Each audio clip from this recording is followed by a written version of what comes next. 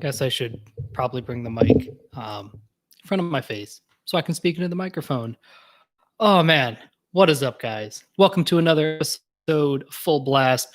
This might be a longer video than usual. I usually try to keep this around like 45-ish minutes. This one might be a little longer. There is a lot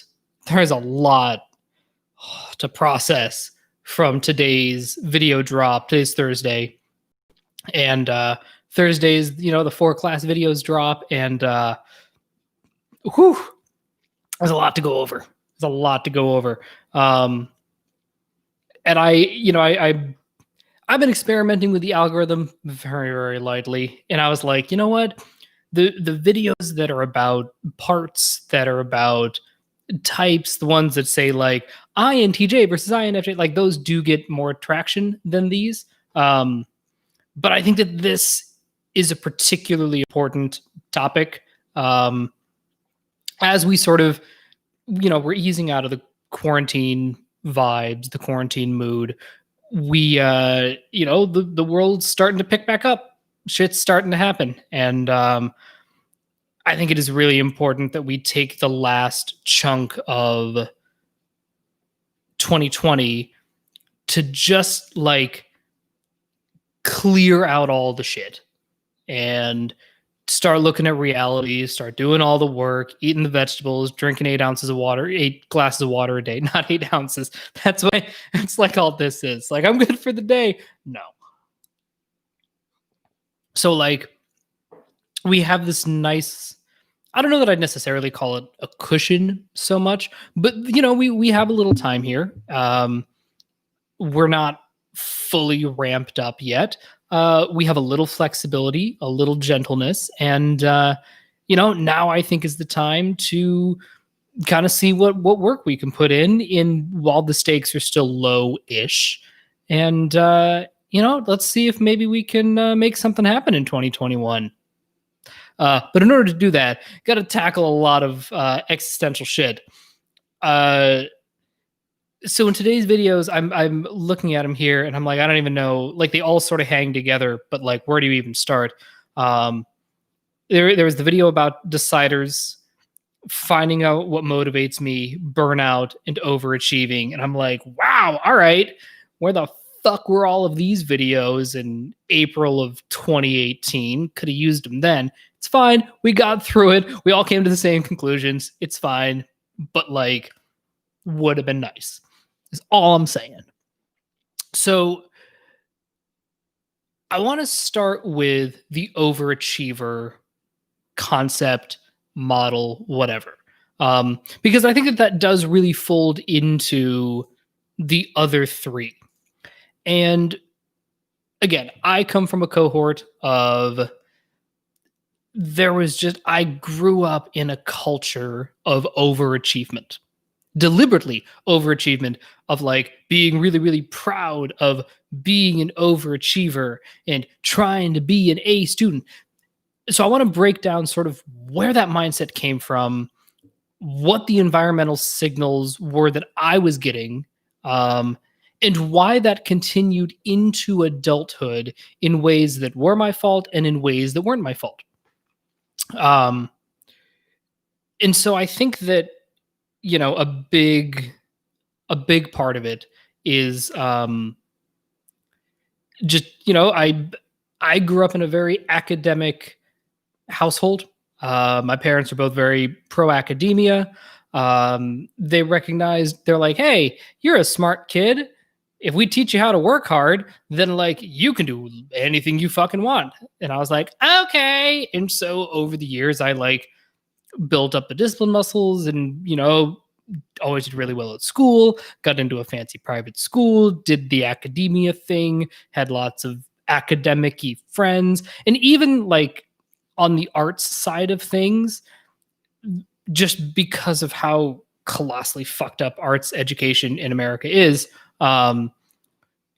if you're in the arts and if you study it professionally, you are also part of that very academic cohort, and you probably did very well at school, and you had access to resources and opportunities and this and that and paint and whatever. So like again, I was sort of funneled into and thrived in this sort of artsy academic game. And a lot of that was indeed due to my saviors. Now, I this could be a whole separate video, but I was talking to a couple of different people about like my being a glass lizard, and I'm like a blast, play, consume, sleep, last, INTJ, right? To use the Myers-Briggs terms. And how what that does is that gives me all of the advantages of an INTJ and the weaknesses of an ENTJ. So my strengths and my kicking ass will make me like when I'm kicking ass, I feel like an IJ. And when I'm not kicking ass, when I'm getting my ass kicked, I feel like an EJ and I look like an EJ. And that's sort of where the confusion comes. Because if you see me just like doing the thing, you're like, that motherfucker's an INTJ. And when I'm like, I don't know, what am I supposed to be doing? It really is, it's all identity stuff. I get into this weird people game thing. But I bring that up in the context of, you know, this idea of like being an overachiever, because I never actually cared about being an overachiever. I was always, to a fault, very, very much of the mindset of like, what will it take to get it done? Right? What are the expectations? What needs to be done? What tasks need to be accomplished? Again, the savior ST. And I was like, listen, if you tell me that I'm going to need to spend 2 hours writing this paper, I'll spend 2 hours writing this paper. Like, that's what it takes to get this thing right. But I'm not going to spend 4 hours on it if 2 hours is sufficient.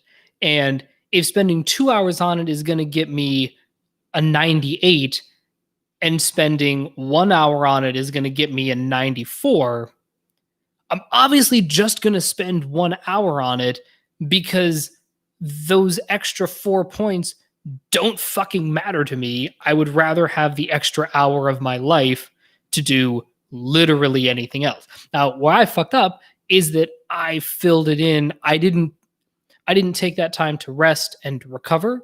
I used that time to go exert myself more and to go do more shit and get 94s on more things. So in that sense, I was an overachiever, but I never cared about being top of the class, valedictorian, summa cum laude. I don't care. I don't care. And even now in my career, like, I don't need to be the most lauded actor to ever like. I would like to be awarded for thing. That seems pretty cool, right? To be part of like the pantheon of history, like that would be fucking amazing.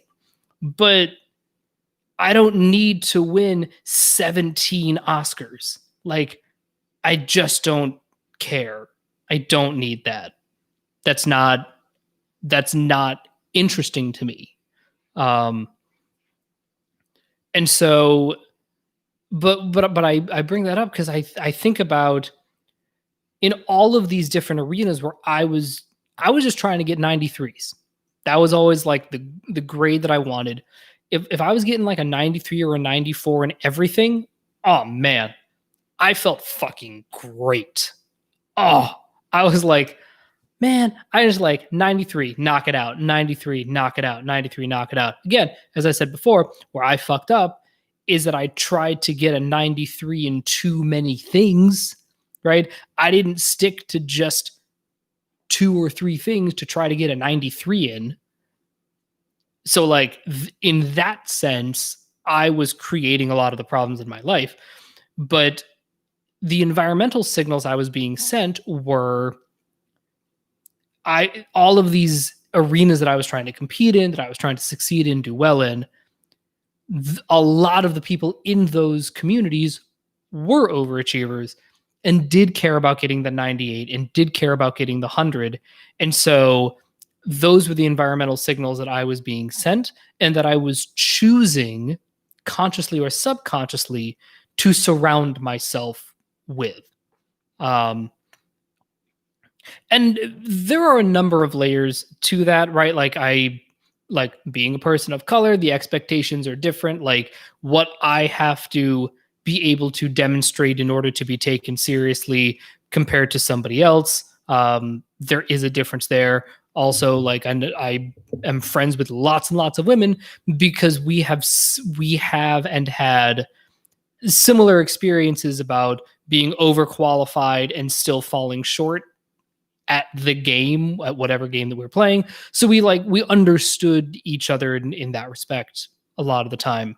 Um, but as far as being an overachiever, I hope to God that if I ever have kids or whatever students I ever have, if I do one thing in this world, I want to beat the overachiever out of them, metaphorically speaking. Like, I do not want my kid to be an overachiever because here's what happens. Once you start to think of yourself as an overachiever, now is when you get into this weird savior state addiction where failure isn't possible, right? They talked in one of these videos, and they talk a lot about how one of the biggest reasons for savior addiction is that you don't want to be bad at your demons, and particularly your last demon. It feels very all or nothing. Your superpower is in the middle, right? Your two middle functions, which is where you can kind of go back and forth. The reason that those are so strong and why you can really leverage those is because you aren't afraid to fail. He had, I think this was in the video about deciders, right? Where if you're a double decider, like decisions are not the biggest thing. It's like, I know that I'm never going to get it perfect. So my goal is to always like, oh, I was a little mean to you over there. So let me pull it back. And now I'm going to be a little extra nice to you. And then I'm going to swing a little too far this way, a little too far this way. And it's just going to be in this nice, constant, like, he's always a little mean, but also a little too nice. And like, it's fine. We're in the middle. We're able to like, I feel like my hands are being like a belly dancer right now, but like, we're able to, move forward because the fin is just kind of moving nicely, right? It's not this like, is this like extreme jerky all or nothing energy, right? And I tell you what, I saw that so goddamn much in the theater community where people got like, it was insane to me. So the way the casting process works, it's a little different now, especially with all the technology. But basically, before you would go to these open calls, or maybe you had an agent submit you, whatever. But like for the open union calls, you would show up in the morning, you'd wait in line, you'd wait around, and you'd go in, you'd sing. They'd end up seeing about 200 people on any given day. And then at the end of the day, there were three piles. There was the very tiny call this person back pile. There was the medium sized, let's think about these people. And then there was the large pile of like, absolutely not even close. There's no way that this person is ever going to be good enough to be on our show, right? The two piles on the end make total sense to me, right? Because there are going to be people who are just like, yeah, you're a slam dunk. You're obviously right for this part. We're just going to call you back. Then there's the people who are just like, not even close. Like, please just go away. Please just go away. You're not even close. You're not in the ballpark.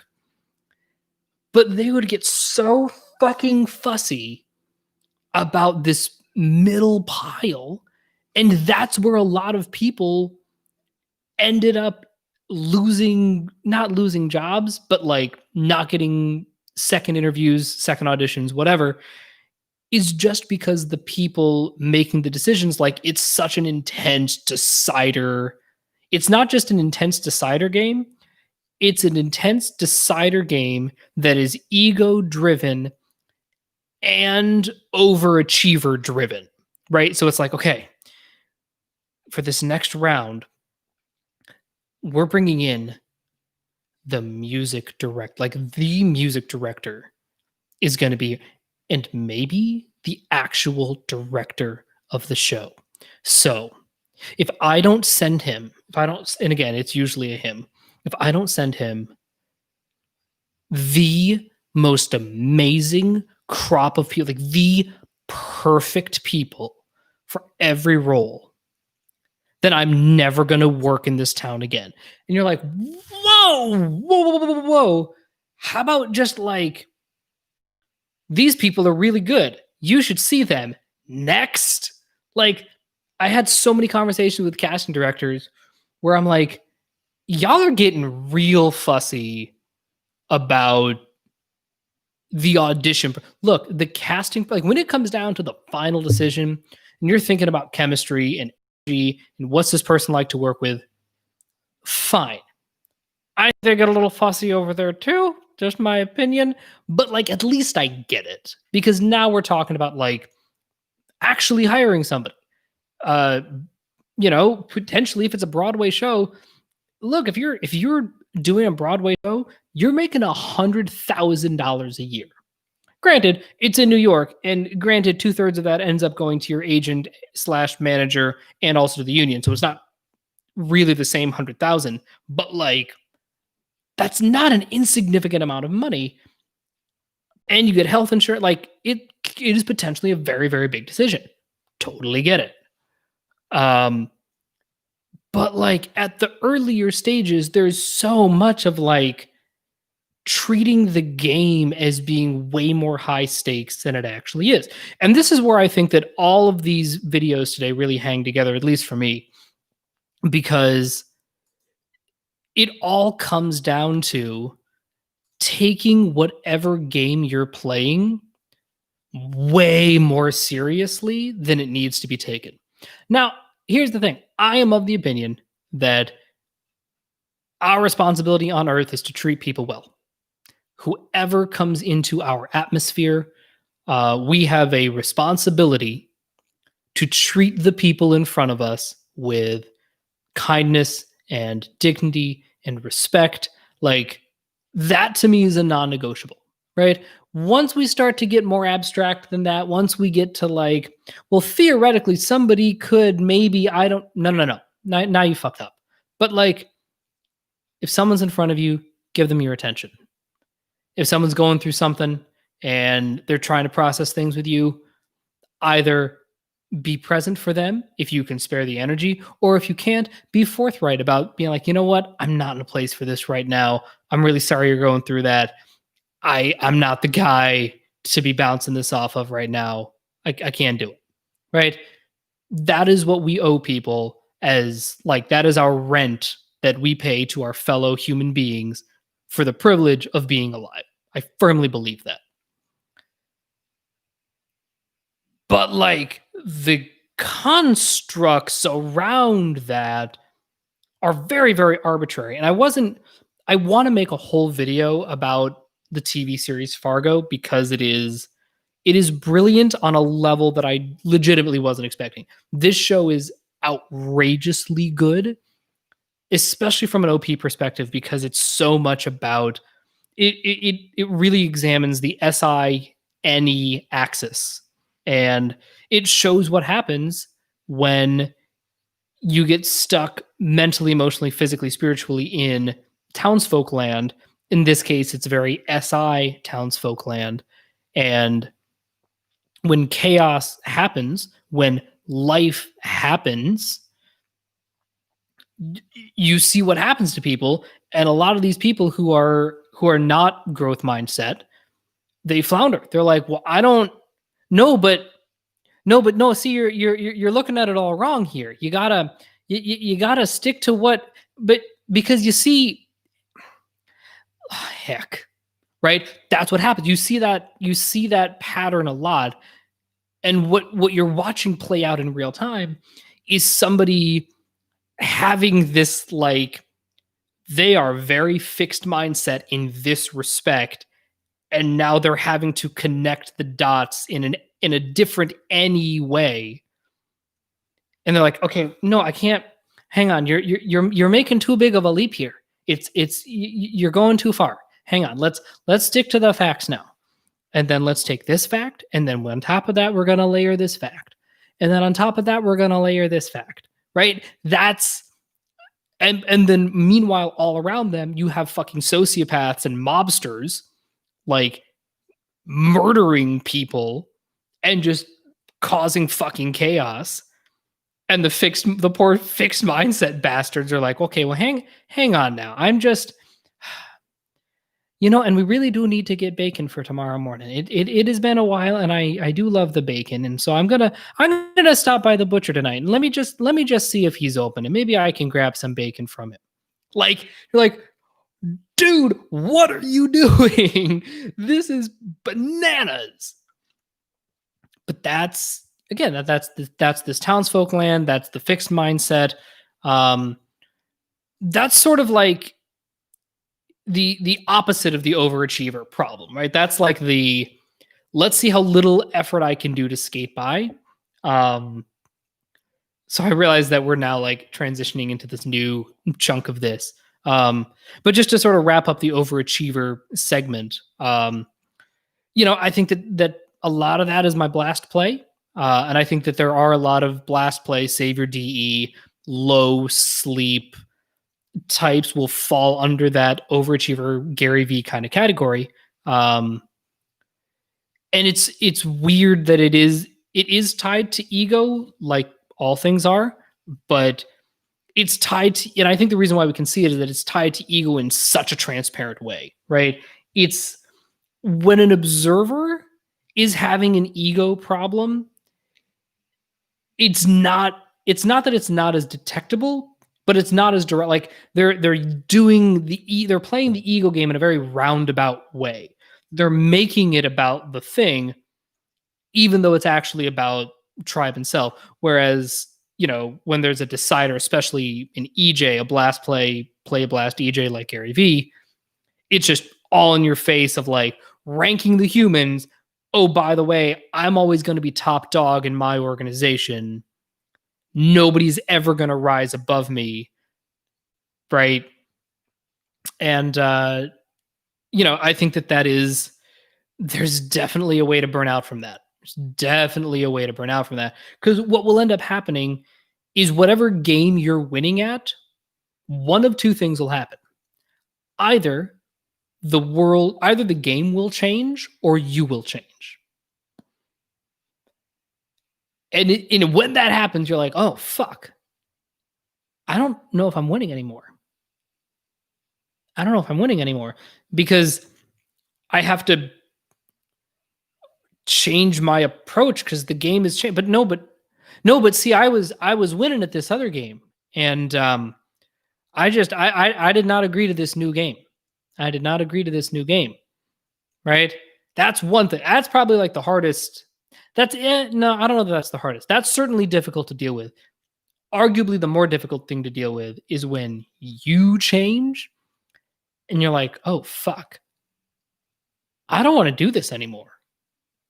Like, I legit don't like this. And I've invested a lot of time and emotional energy in doing this and trying to be the king of the mountain at this game. And I don't fucking want it anymore. And that's what happened to me. The moment I knew that I had to quit musical theater was when I started getting callbacks for Hamilton, for the national tours of Hamilton, and realizing, oh, fuck, I don't want this. Like, I don't want to be in Hamilton national tour. And that's when it all collapsed around me. And I was like, oh, fuck. If I don't want to be in the national tour of Hamilton, then there's no version of this game that I want to play, because that's it. That's like the pinnacle. And if I don't want that, then what am I even doing? Right. And I think that when that happens, like, you just have to be honest with yourself about, if you're this overachiever, blast play, low sleep, identity is whatever, thing we can ignore. Read the signs. And it's not going to be fun, but you don't really have a choice. And the sooner you address that, the better off you're going to be. Okay. So, going back to this motivation, right?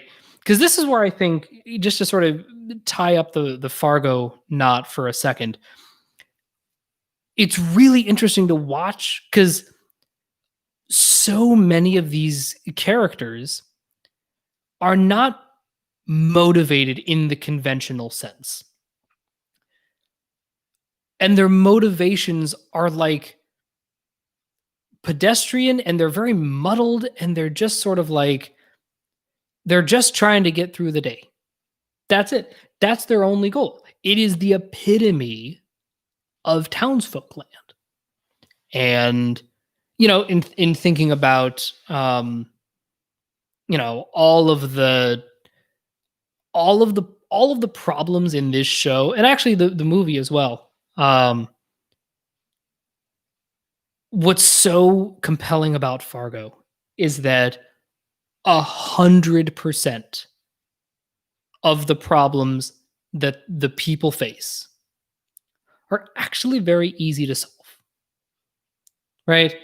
They're easy to solve through communication, through owning your demons, through not trying to double down on your saviors. There's I'm trying to think of how to describe this without getting too spoilery. There is a particular character who kind of gets away with a thing. He gets away with a thing. And his life starts kicking ass. Like, he actually used his demons. He detached from the planet and just fucking got it done and got away with this heinous crime. But of course, the season couldn't end there because he didn't earn it. Right? It was a momentary burst of him wizarding through with his any, being like, if I do this and this and this and this and this and this and this and put together this master plan, I'm going to get away with it. And he does for a second. But what happens where he fucks it up is he's now motivated by this false plateau. And he's like, oh my God, I'm kicking ass. I'm doing the thing. I have a smoking hot wife now. I'm like living the life. And he just goes a little too far. He doesn't go, you know what? I should not have been able to get away with that. I'm going to appreciate the gifts that I have been given. I'm going to appreciate the whimsy of the universe for giving me a second chance. Great. I'm going to be on the straight and narrow. I'm going to live a humble life. I'm not going to try to be super flashy. I'm not going to be a dick. I'm just going to live my life because I got away with murder, metaphorically speaking. So great. But that's not what happens. And I think that a lot of that comes down to, when they're talking about this in the motivation video, what they were talking about is don't look for what motivates you. And that is something that has been historically really, really hard for me to wrap my head around because I grew up in such an intense culture of, like, the message I always got was, if you're not motivated, then you're never going to make it. And they were very aggressive about that, right? They're like, if this is what you want to do, you have to want it more than anything else in the world. You have to put everything you have into this. You have to be motivated, right? Because if you're not motivated, somebody else will be, and they're going to take it from you. Which, let's unpack that for just a hot second.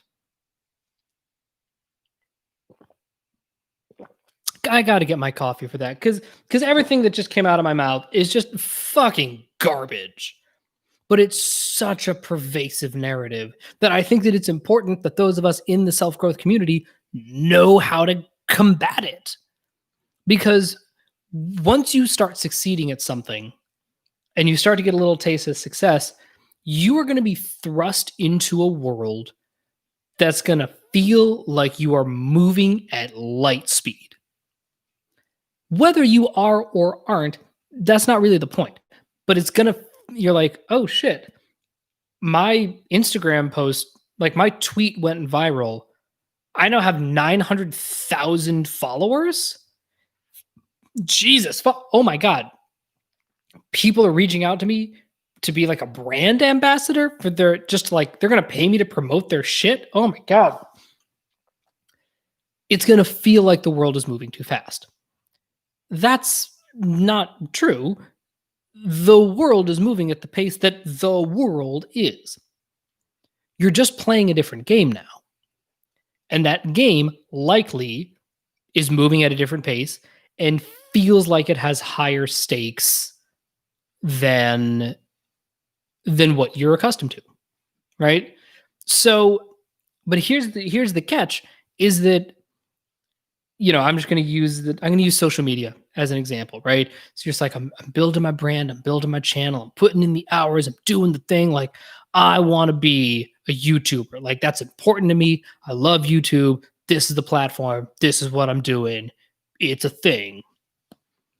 And I don't know, by the time you get there, you may or may not care. YouTube may or may not be different. Like, it's all such a, like, you can't invest in the game that you're playing. I think, and as weird as that sounds, I think you just can't. I'm trying to think of a scenario in 2020 where investing in a game is going to pay off. I'm not seeing it. Because even, how about this? Live theater doesn't exist. Like, that's just not a thing that we do anymore. And if I'm being honest, I don't think it's coming back. I really don't. Because what this coronavirus has proven to us, it'll be 6 months since the World Health Organization declared it a pandemic. It'll be 6 months tomorrow. And like, we just found other ways to consume media. And it's weird because like I see a bunch of my friends who are in the live music industry, right? Whether that's, you know, played, you know, being a professional musician, opera singers, musical theater performers, stage actors. And a lot of them are freaking out, and kind of rightly so, because the game that they had been investing in is now just, it's a thing that we have collectively and culturally decided isn't a thing we care about. Like, we don't care enough about it to champion it, to bring it back. Right. And as far as like film and TV, I can watch that at home. And hell, how about, you know, Riverdale? Side note, I just love Lily Reinhart. If anybody knows her type, if Lily Reinhart is in one of your docs, leave a comment below, because I am dying to know what her type is. I just think she's a fascinating, brilliant human who does not get the credit she deserves. So I just want to shout out Lily Reinhart. Anyway, but she was talking about how, like, yeah, we are, I'm filming them, you know, the new season of Riverdale up in Vancouver. We have to stay under fucking house arrest for 2 weeks, and it feels like I'm in prison, and it's awful because she has to be quarantined in order to do the filming, right? Because they have to keep it very, very controlled. But like, the game is changing. Those are the new rules of the game. So I remember back when I was doing the musical theater thing, the game was show up in the morning, audition in person, go away, go to your day job, go to your whatever, and then on nights and weekends. So like for me, it was like I auditioned in the morning. On nights and weekends, I would tutor, and in the middle of the day, I just sort of had free form. I was off, and I think about the one of the big reasons I had to get out of the game was the game changed. It became much more about self-taping, putting together a reel. You had to it was not it was like you have to do a Broadway show so that you could then do lower paying regional shows more frequently. And I was like, wait, no. The goal, like once you get to the Broadway, then you keep doing the Broadway. You do the regional shows to prove that you were good enough to be on Broadway. It's not, I'm going to do Broadway so that I can do a regional. No. That's not how this works. And then what it ended up being is it ended up being this race to get a Broadway credit on your resume so that you'd automatically go into a different pile so that you could audition for shows that paid $400 a week instead of the $2,000 a week that you kind of need to sustain. Again, this is before taxes, with a lot of shit getting taken out for agents, managers, unions, whatever. So it really ends up being about like 50 to 60,000, which in New York does not go that far. But that's still a lot better than 400 a week. So, and I was like, you know what? The game changed. I got to get out of the game.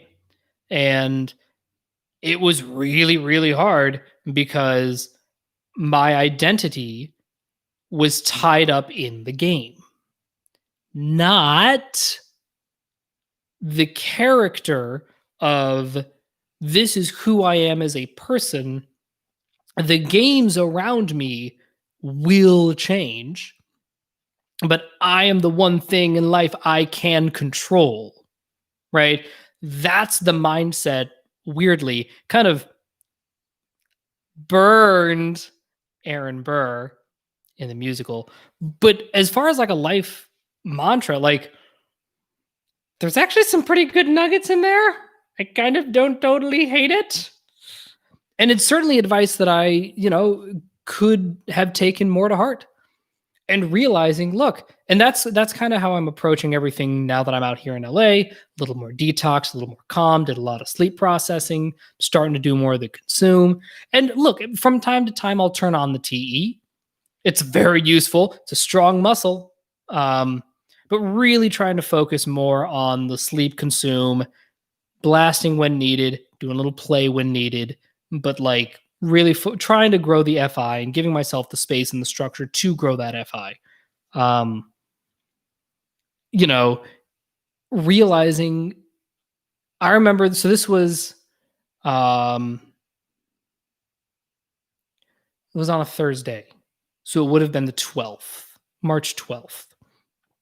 And I remember I was supposed to be auditioning for what are called house teams.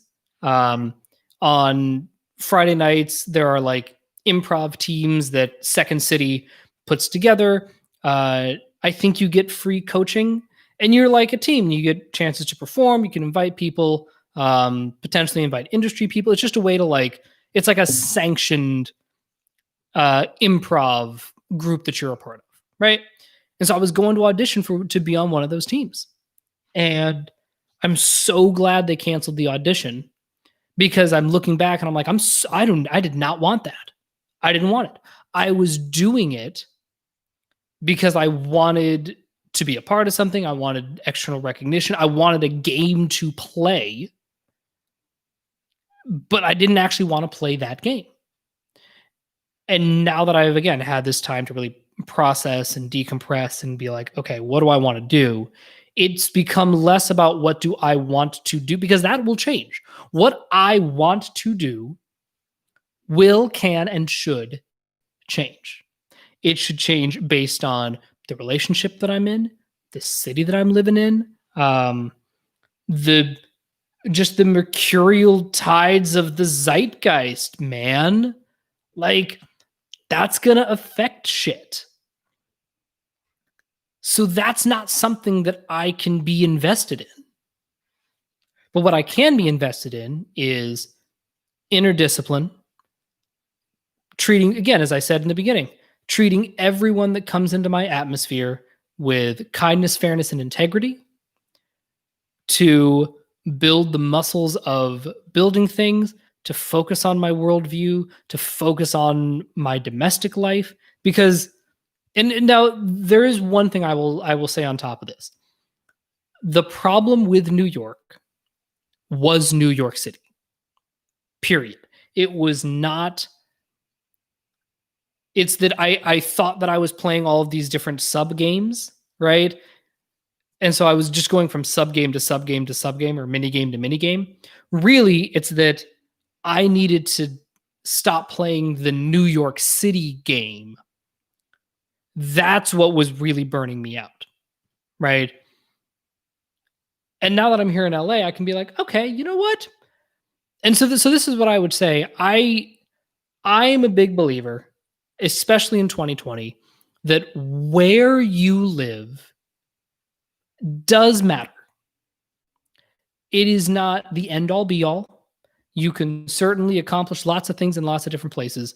But I think that living somewhere you like is really, really important. Because here's what that's going to do.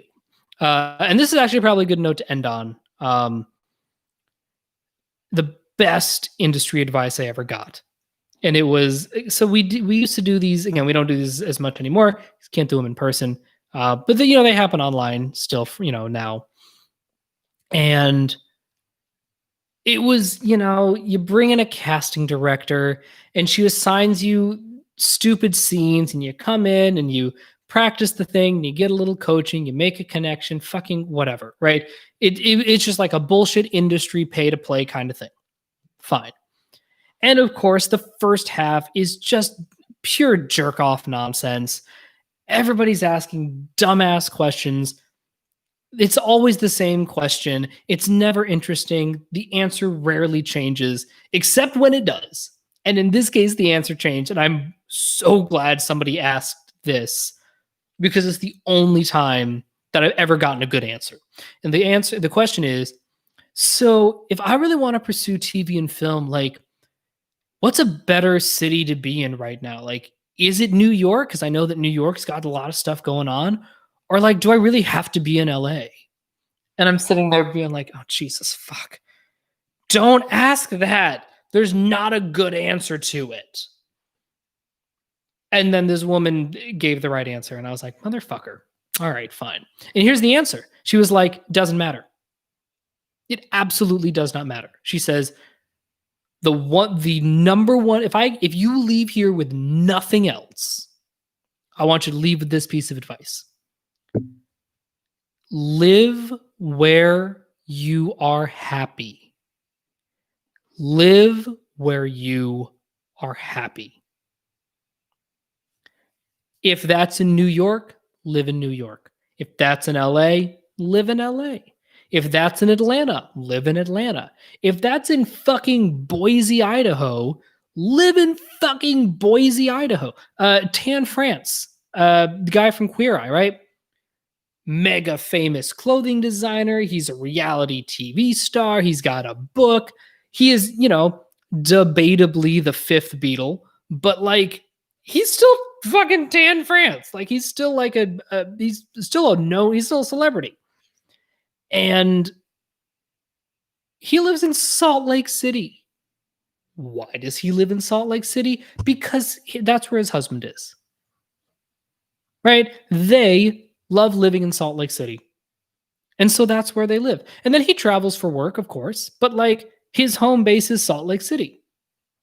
And I think about that and I'm like, damn, I think that that's actually how you're supposed to do it. Because what this woman was saying, what this casting director was saying, is she was like, listen, the way the world works now, you can do anything from anywhere.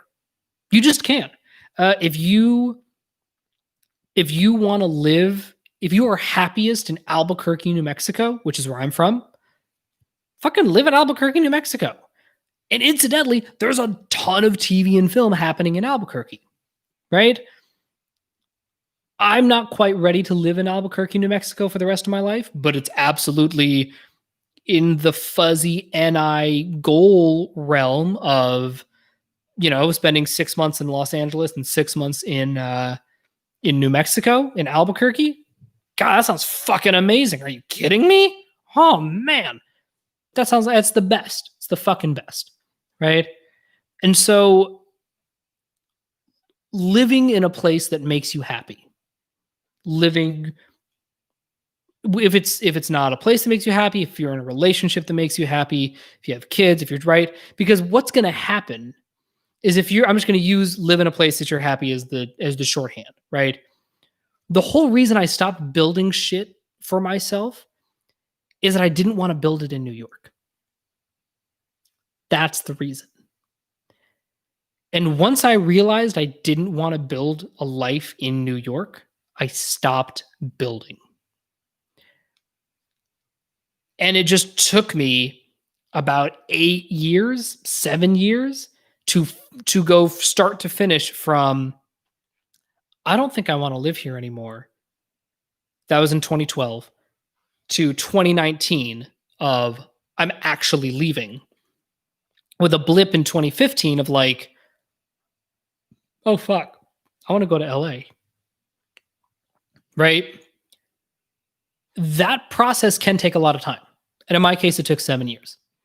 I hope that you listening to this, that it does not take 7 years for you. Look at the math. Use my mistakes to not make them yourself as much. But like realizing that was the problem. It was that I stopped caring about dating because I didn't want to live in New York for the rest of my life. I stopped caring about like really pursuing musical theater as hard as I could and really like investing in it and directing all of my mental, emotional, physical, spiritual energy towards it because I didn't want to do it in New York. I knew that my end game, or at least the next stage, was Los Angeles. And I was like, okay, great. I did the New York thing for 3 years. I need to do the LA thing now. And it just took me a while to get there for a number of reasons. And I'm very, very glad I did all the things that I did in New York because it was extraordinarily formative. But yeah, that was the problem. So I think that living somewhere where you're happy will make you work hard, build the discipline, because what you will see viscerally is like, look, I want to live in LA for a while.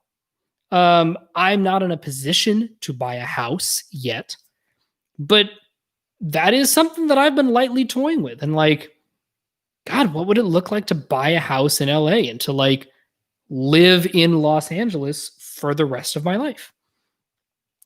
Like, what would that really look like? And it's not unappealing and it doesn't feel unattainable. And I think that there's really something to that.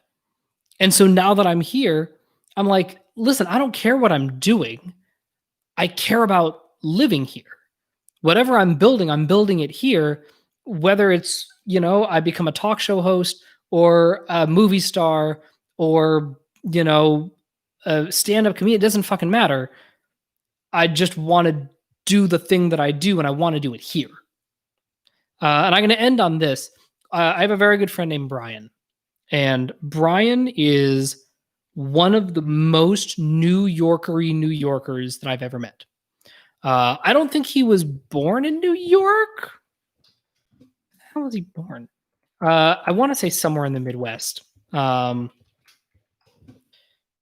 not going to tell you exactly where because that would be a grotesque violation of privacy. Oh, okay. So he's from basically the Midwest. And he loves New York. Like New York is in his soul. And we were talking about it, and he's like, listen, I don't care what I do. I just want to live in New York for the rest of my life. And so if that means that I'm going to be an artistic director, or an arts administrator, or if I'm going to do finance for something or bounce from job to job, doesn't fucking matter.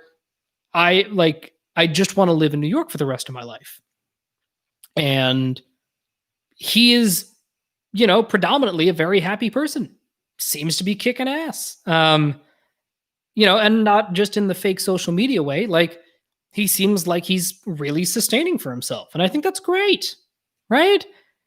And it was that I now feel what he's feeling, because that is more how I feel about LA. And again, I've only been here a year, so who knows, that could change. But it's a lot easier for me to see myself living in LA long term than it ever was living in New York long term, even when I had first started, because the goal was always Los Angeles. It was never, I want to be on the East Coast for the rest of my life. Ever. It was always, listen, the Broadway is calling me. They seem to like me a lot. Let me see how far this goes. And then once I stop doing that, once I can get out of that game, then I can do the TV and film thing. Then I can move to LA and do what I really want to do. Right? So I'll end on this. You got to be happy where you're living. You got to be happy where you're living. And if you're not, if you're like, I don't love whether it's the city I'm in, the relationship I'm in, job is whatever. Forget about the job. I'm going to talk about the job, right? There are lots of ways to have job. There are lots of different parts of the country, different parts of the world. Like, I know there are a lot of international people in the OP community, so I don't want to make this just like America, but job is transient. Job is not a part of it, right? Where and who you're with is what really matters. Sorry, Dave Matthews, you got the lyric a little bit wrong. You're close. It's not a but, it's an and. Turns out where and who you're with, that really matters.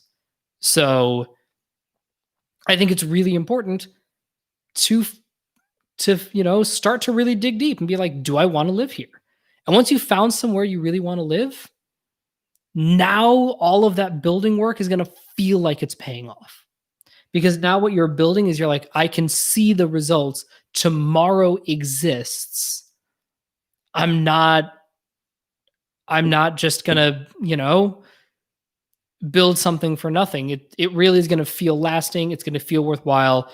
I'm willing to play the character long game because I'm not constantly looking for a way out. All right, that's all I got for today. Thank you for hanging out with me. Be sure to like, subscribe, join the Facebook group, and I will talk to you guys later. Bye.